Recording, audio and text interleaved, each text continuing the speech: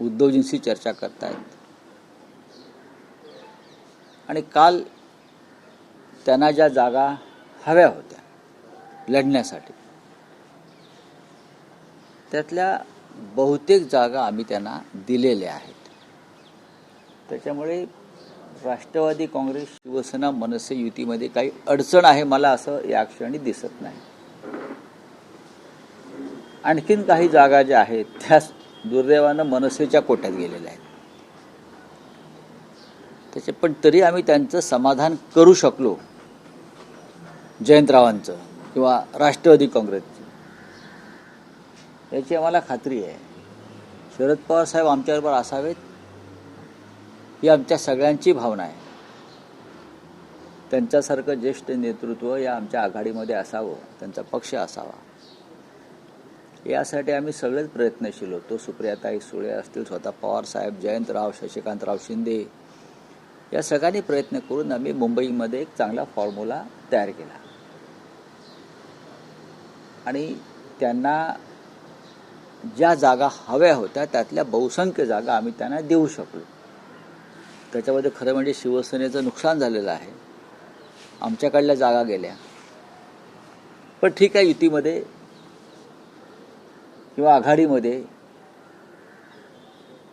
असं होत असतं आणि ते स्वीकारलं पाहिजे.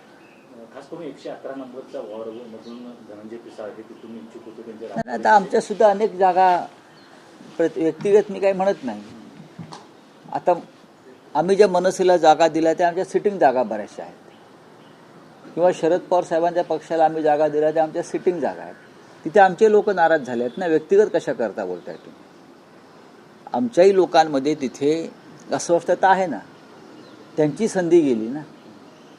पण आघाडीमध्ये आणि युतीमध्ये ह्या गोष्टी पाहायच्या नसतात, कारण ही आघाडी आणि युती जी आहे ही एका विशिष्ट हेतूने झालेली असते. मग मुंबईचा विषय आहे, महाराष्ट्राचा विषय आहे, भाजपच्या पराभवाचा विषय आहे.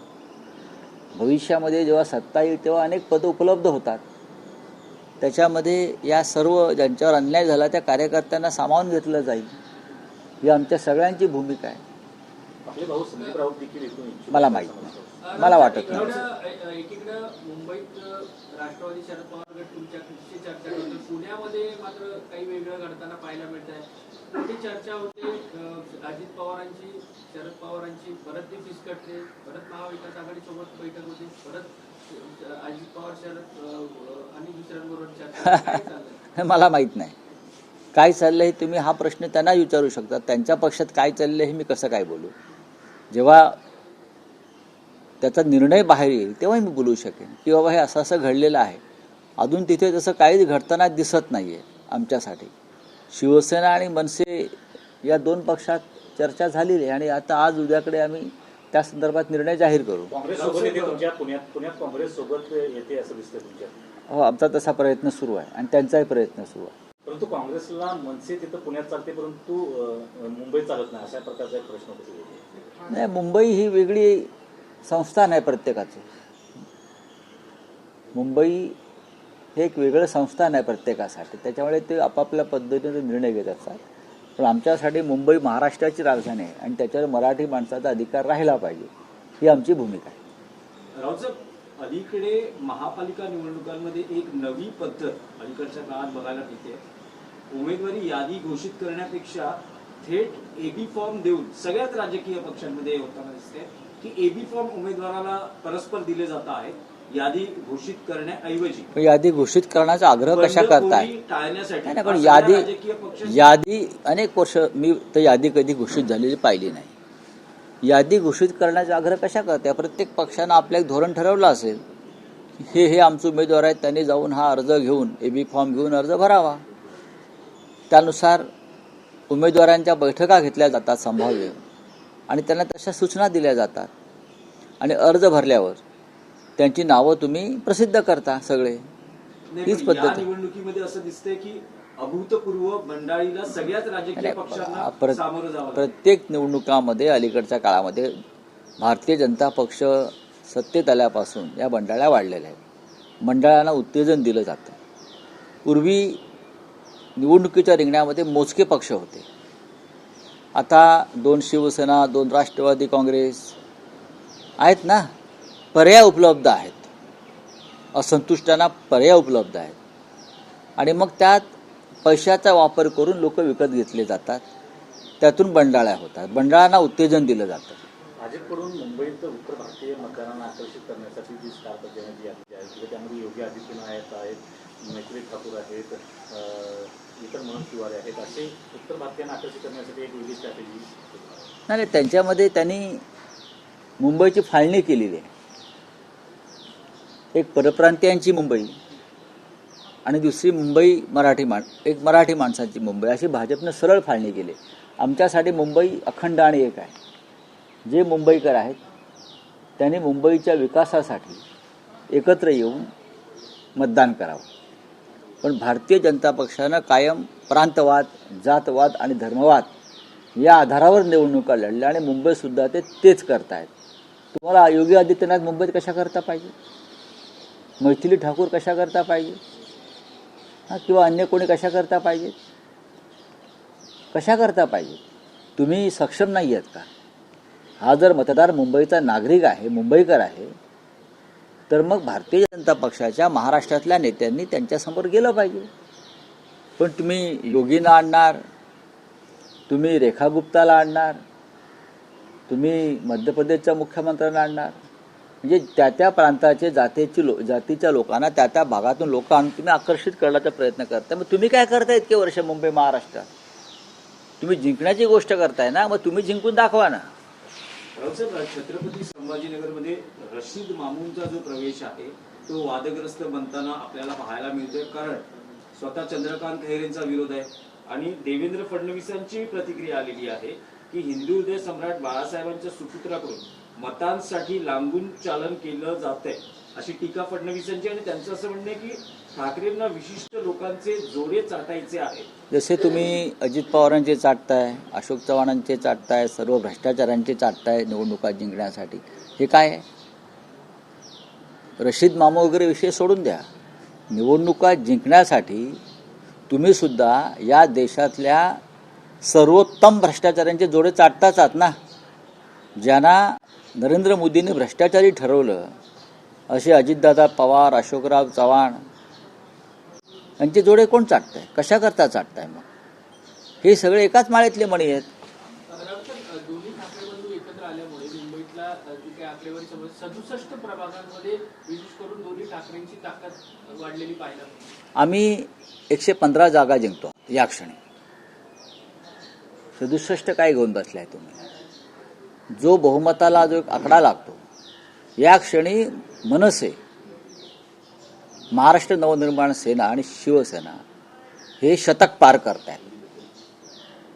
117 ते 120 पर्यंत जागा आम्ही जिंकू, हा आत्मविश्वास आम्हाला आहे आणि मतदारांना सुद्धा आमच्या आहे. ठाण्यामध्ये शिवसेना मनसे काय स्थिती असेल? काही तिकडचं काही, कारण ठाण्याचं बाळासाहेबांचं विशेष प्रेम ठाण्यावरही राहिले, त्यामुळे तिथे काय महाविकास आघाडी म्हणून आहे की शिवसेना मनसे म्हणून आहे? काय नेमकं घडतंय? शिवसेना मनसे नक्कीच आहे, पण आमच्या लोकांनी राष्ट्रवादी काँग्रेसचीही चर्चा केलेली आहे, पण माझ्याकडे त्याविषयी फार माहिती नाही आहे. पण शिवसेना आणि मनसेमध्ये जागा वाटप पूर्ण झालेलं आहे. तिकडले राष्ट्रवादी काँग्रेसच्या नेत्यांशीही चर्चा झालेली आहे. खास करून जितेंद्र आव्हाड यांच्याबरोबर सुरुवातीलाच बैठका झालेल्या आहेत. त्या संदर्भात तुम्हाला संध्याकाळपर्यंत निकाल मिळेल. शक्यता आहे की महायुतीत तिथे भाजप स्वबळावर लढण्याची शक्यता आहे. स्थानिक आमदार म्हणतात की आजपर्यंतचा अल्टिमेटम आहे, जर आज नाही झालं तर स्वबळावर लढू. हे सगळं घडत असताना ठाण्यात नमो ठाणे असेही बॅनर लागले. नमो ठाणे, नमो भारत, नमो ठाणे वेगळी, आणि श्रीकांत शिंदे तर वेगळ्या सभा घेत आहेत स्वतंत्र.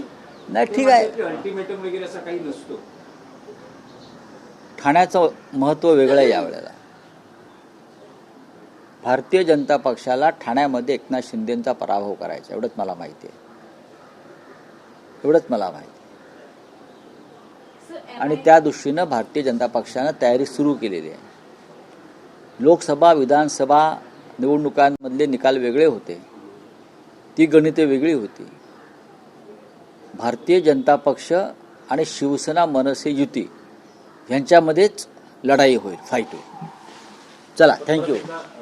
शिवसेना भवनासमोर उत्तर भारतीय कटोकी ते कटोकी अशा प्रकारचे बोर्ड लागलेले पाहिल्यानंतर काय नेगेटिव्ह? हे भारतीय जनता पक्षाचे धंदे आहेत बरं का. कोणी निंदा कोणी वंदा, माझं नाव धंदा, बरं तसं त्यांचं चालू आहे. ते काय सुधारणार नाहीत. भारतीय जनता पक्षाचे लोक अजिबात सुधारणार नाहीत. त्यांच्यासाठी खुनी, बलात्कारी, भ्रष्टाचारी ही त्यांची ताकद आहे आणि त्यांच्या पक्षात असे सगळे लोक घेऊन हे अशा प्रकारचे धंदे करतात. चले खुश आहे. सर, एमआईएम के नेता वारिस पठान ने कहा, मुंबई मेयर की सीट को लेकर कहा है कि हम चाहते हैं कि हिजाब पहनने वाली बहन जो है वो मुंबई मेयर की सीट पर बैठे. ठीक है, चुनाव लड़िए, बहुमत प्राप्त कीजिए. मेयर बनने के लिए बहुमत होना जरूरी होता है, तो आप बहुमत लाइए, 110 सीट चुनकर आइए और चर्चा करिए. बात ऐसी है, ये मुंबई है, ये महाराष्ट्र की राजधानी है और हम हमेशा चाहेंगे कि यहाँ का मेयर मराठी भाषिक हो और उस मराठी भाषिक मेयर को वारिस पठान अगर मुंबईकर है तो समर्थन देना चाहिए. सर, उन्नाव रेप केस में जो कुलदीप सेंगर है जिसे दिल्ली हाई कोर्ट ने बेल दे दी, उससे लेकर जो है सीबीआई जो है सुप्रीम कोर्ट नहीं, मुझे इतना ही मालूम है, ये जो कुलदीप सेंगर है उसको मुंबई में प्रचार को ला सकते हैं बीजेपी. उत्तर प्रदेश से है ना, तो मुझे जानकारी है कि कुलदीप सेंगर को भी भारतीय जनता पार्टी मुंबई में प्रचार को योगी आदित्यनाथ के साथ ला रही है. तो सीबीआई बीबीआई की वो उनके घर के लोग हैं. सीबीआई भाजपा के कार्यकर्ता है, उनको बेल रहेगा. अगर उनको निकाला है जिस तरीके से, तो थोड़े अंदर डालने के लिए निकाला है. लेकिन कुलदीप सेंगर मुंबई में योगी आदित्यनाथ के साथ देवेंद्र फडणवीस का आग्रह है कि कुलदीप सेंगर को यहाँ लाइए और प्रचार करिए. कुलदीप सेंगर को, राम रहीम को, आसाराम बापू को, सबको प्रचार में उतारने वाले ये लोग यहाँ बीजेपी के लिए. चले, थैंक यू.